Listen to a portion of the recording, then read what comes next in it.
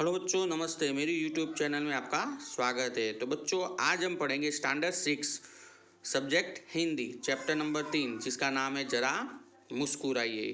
तो बच्चों, जरा मुस्कुराइए यानी कि हंसने का बोला है, मुस्कुराना, स्माइल देने का बोला है।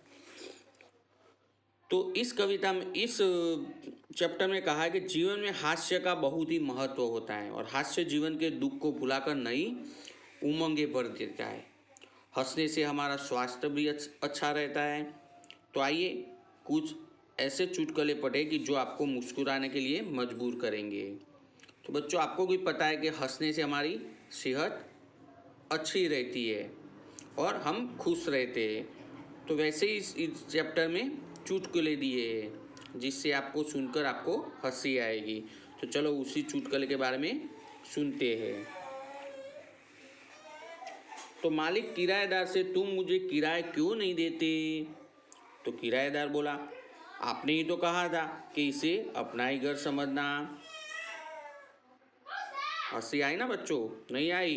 तो चलो फिर से एक बार सुना था। तो एक मालिक था जो अपना घर किसी किराएदार को भाड़े पे दिया। तभी उन्होंने बोला होगा कि अपना घर समझ के रहना। तो जब मालिक किराएदार से भाड़ा मांगने आया तब क्या बोला कि तुम मुझे किराया क्यों नहीं देते हो?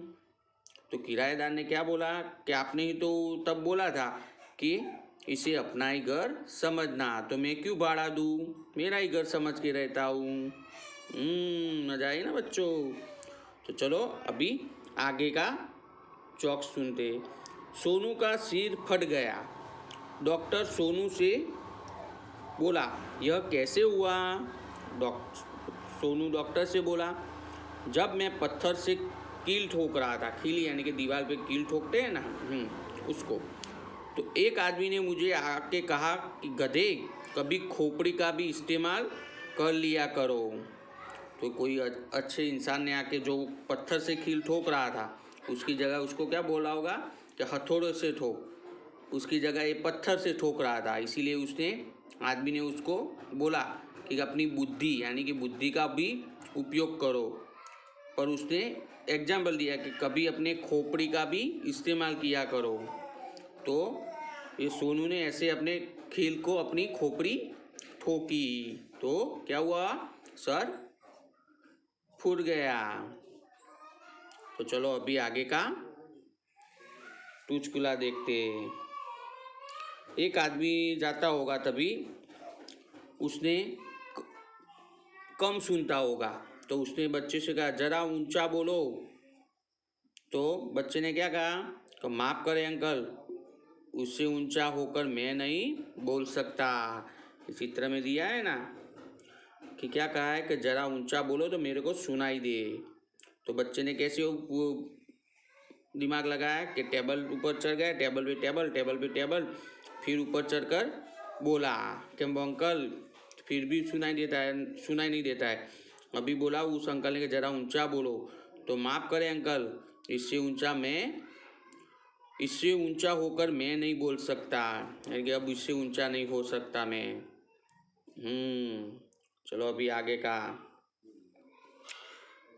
डब्बू इतिहास में तुम फेल कैसे हो गए? तो डब्बू ने क्या जवाब दिया? क्योंकि सभी प्रश्न उस समय के पूछे गए थे जब मैं पैदा ही नहीं हुआ था। मजा आया ना बच्चों चुटकुले में? तो फिर आगे का देखते। मुन्ना, पप्पा कल मैंने रात के 1:30 बजे तक पढ़ाई की। पिता, शाबाश बेटे, लेकिन रात को 11 बजे के बाद तो सारे मोहल्ले की लाइट चली गई थी। मुन्ना, सच, मैं तो पढ़ने में इतना मग्न था कि मुझे पता ही नहीं चला। जब उसको पढ़ता ही नहीं था, वो सो रहा था, इसीलिए उसको पता नहीं था। चलो अभी आगे का। डाक खाना, मैं डाक खाने जा रहा हूँ। ही कितना भूखा है, कागज पत्र भी खा जाता है। यानी कि डाक खाना यानी कि डाक यानी कि जो डाक खाना, जो डाकिए का डिब्बा होता है ना, वो डिब्बा में हम पत्र डालते हैं, कागज डालते हैं उसको। तो डाक खाने, तो कोई बच्चा क्या कर रहा है, तो डाक खाने को, डिब्बे को भी खाने जा रहा है। तभी किसी ने बोला कि ही कितना भूखा है कि कागज पत्र भी खा जाता है के। मजा आया ना बच्चों? मजा आया होगा, बहुत ही अच्छे थे।